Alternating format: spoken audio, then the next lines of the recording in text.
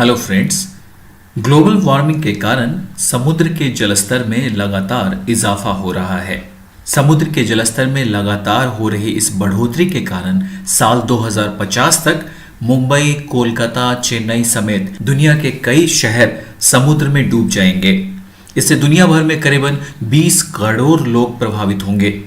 New Jersey स्थित science organisation climate centre द्वारा जारी और प्रतिष्ठित नेचर कम्युनिकेशन में प्रकाशित इस रिपोर्ट में वैज्ञानिकों ने ये आकलन पहली बार सैटेलाइट की मदद से किए जाने का दावा किया है और ये बेहद सटीक है।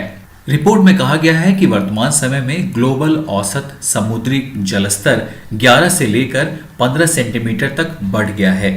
नेचर जर्नल में प्रकाशित क्लाइमेट सेंट्रल स्टडी के मुताबिक नासा के शटल रेडार टोपोग्राफी मिशन ने जो आकलन किया है उसमें नासा ने अपने मॉडल में आकाश की सबसे नजदीकी सतहों को मापने के दौरान पेड़ की चोटी और छतों की ऊंचाई को भी शामिल किया है।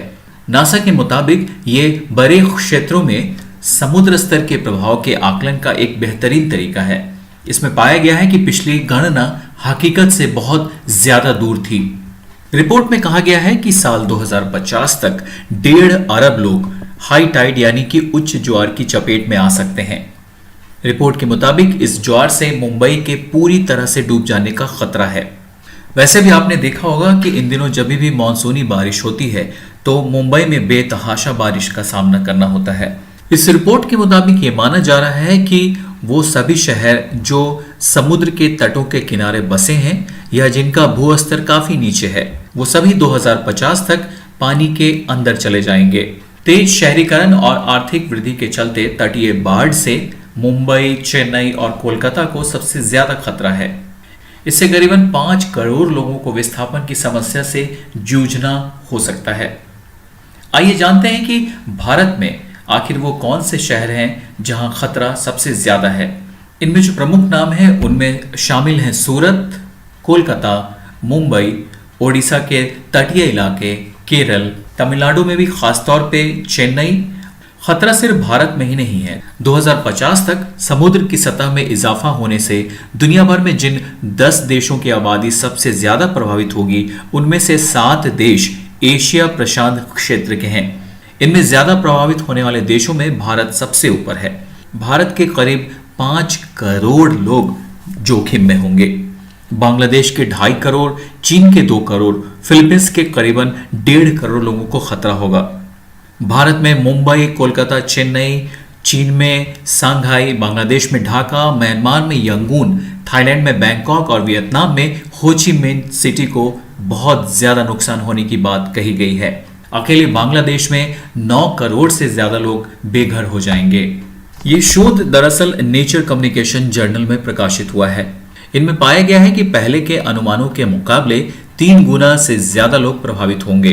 रिसर्चर्स का कहना है कि दुनिया भर में प्रभावित जमीन पर रह रहे कुल लोगों में से 70% से ज्यादा चीन, Bangladesh, Bharat, Vietnam, Indonesia, Thailand, Philippines और जापान जैसे 8 एशियाई देशों में होंगे। नए अनुमानों के आधार पर कहा गया है कि भारत, बांग्लादेश, इंडोनेशिया और फिलीपींस में अनुमानित उच्च ज्वार रेखा से नीचे रहने वाली वर्तमान आबादी में 5 से 10 गुना इजाफा हो सकता है। रिसर्च में कहा गया है कि साल 2050 तक 34 करोड़ लोग ऐसी जगहों पर रह रहे होंगे जो सालाना बाढ़ के पानी में डूब जाएंगे, जबकि इस सदी के अंत तक ये संख्या 63 करोड़ हो जाएगी। इसमें डराने वाली बात यह है कि मुंबई और चेन्नई के जिन इलाकों को इसमें चिन्हित किया गया है वहां पे परमाणु संस्थान भी हैं। आप सोच सकते हैं कि अगर ये जगह जलमग्न हो गए तो इन परमाणु संस्थानों का भी एक अलग से खतरा पैदा हो जाएगा। इधर इंटरनेशनल ऑर्गेनाइजेशन फॉर माइग्रेशन की तरफ से कहा गया है कि ये जो रिसर्च सामने आया है ये एक खतरे की घंटी है।